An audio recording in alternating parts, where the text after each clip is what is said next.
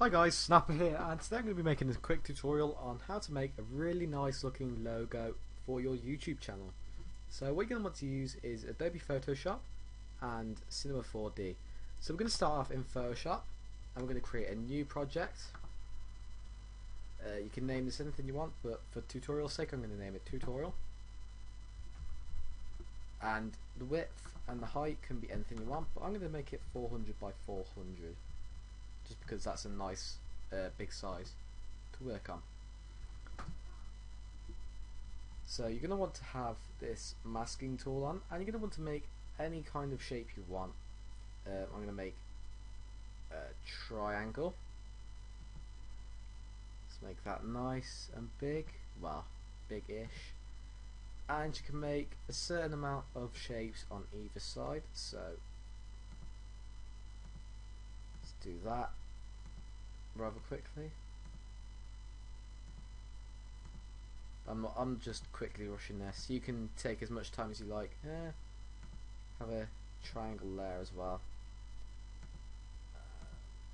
You could obviously go on for ages doing this, but you know, I'm just gonna round that off and round this one off. There we go. And what you're gonna want to do now is you're gonna want to click File, Export Paths to Illustrator, and you can click OK.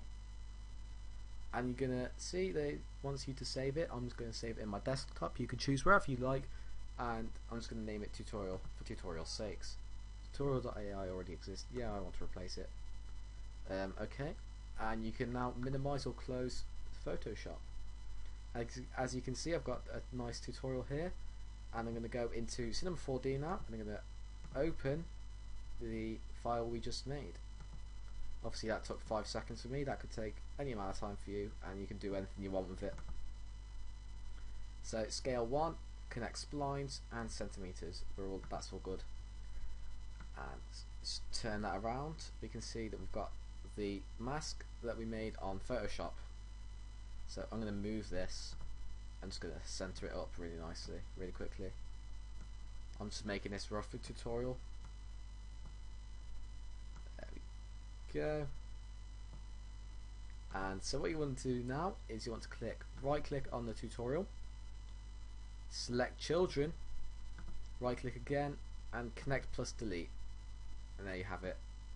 So now you want to bring in the hold on this square with the outlines, and you want to click extrude NURBS and take the tutorial onto the extrude NURBS, and that will give you a nice 3D effect that you just for the masking you just made, and fill it all in. So I'm going to thicken this up by going to the movement and going to change it to about 30 or 40, and you're going to minimize that, and I'm going to hit Control, hold Control and drag it below, and that will make a copy. And you're going to want to decrease the movement to about 3 centimeters, 3 centimeters shorter than the first one, in the first copy. And you're going to align that to the back. That looks good. And now you have the base. So what you're going to do now is you want to go onto either the extrudes. You can do both of them, and you're going to want to make a fillet cap. Change both of them to 1. You can see what I'm doing, so you can follow this step by step if you really want to. Fillet cap. Change that to 1. Change this one to 1 as well. And now you're going to want to make some materials, or if you have any that you want to use, you can do that yourself. There we go. And I'm going to make the materials now. Okay. I'm going to change the colour on the colour bit. You can make it anything you want. I'm going to have a nice light blue, kind of teal kind of colour. I'm going to click off the specular, uncheck the specular, and go to reflection. Change the texture to Fresnel, and change both the strengths to about 20%. Oh, there you go. And there you have it for the first one. And you can add that to either one you want. I'm going to add it Yeah, Yeah, we'll have that to the first one. And you can make a second material now. And take the specular off, change the colour to any colour you want. I find that going with that light blue, a nice green works quite well. That looks green to me, I'm colourblind, so I can't really tell. No, transparency, change the reflection, do the same again, texture, Fresnel, and both to 20%. And you're going to add that to your second one. And if you have a look at that now, you should be able to see, actually, wait there, I've got to change this a little bit. I'm going to take it that way, just so we can see it. I'm going to zoom in a little bit. There we go. If we do that again, there we go, that's really nice. So now what we're going to do is going to make a text. You can do anything, just to put like an initial or a logo into that kind of area, either one. So you're going to go to MoGraph, MoText. You can change it to anything. So I'm just going to put S for Snappah. That's really simple. And we can change the depth to anything, but I'm just going to keep it at 20 for now. And what I'm going to do is I'm just going to decrease the size of that so I can put it into the triangle. Let's bring that out a bit. There we go. Let's have a look at that. Obviously, you know, that's not perfect. Bring that back a little bit. Dear. Not going well because my mouse has just died, so I'm using the notepad thing. Yeah, you know what I mean. Yeah. I'm going to increase the size again a little bit.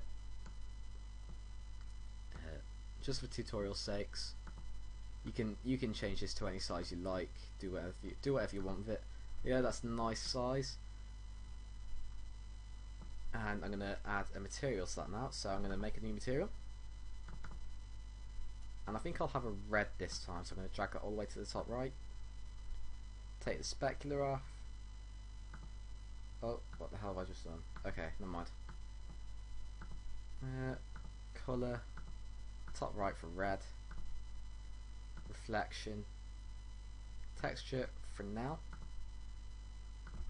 Back to 20%. Back to 20%. Now you have your texture for your text.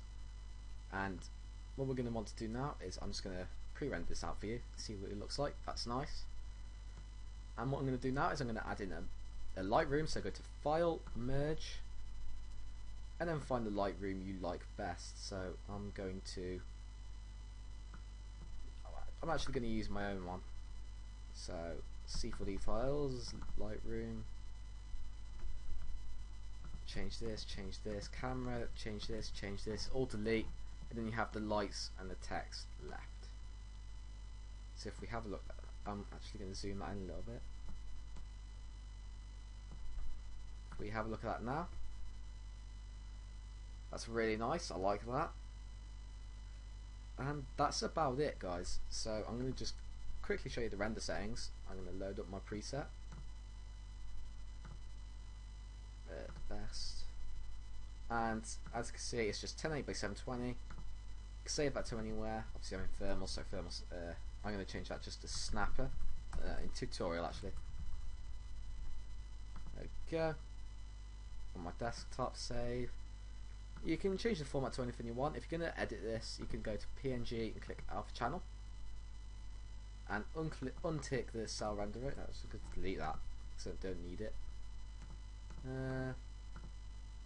Geometry best. Still image, yeah. IR still image. IR plus QMC still image. There we go. That's nice. I'm going to render that out. And then you can click Save As. PNG. Okay. Tutorial. And there you have it, guys. That is the basics of that kind of thing there. And this is one you can make, that I made by myself. bit earlier. Go clip preview.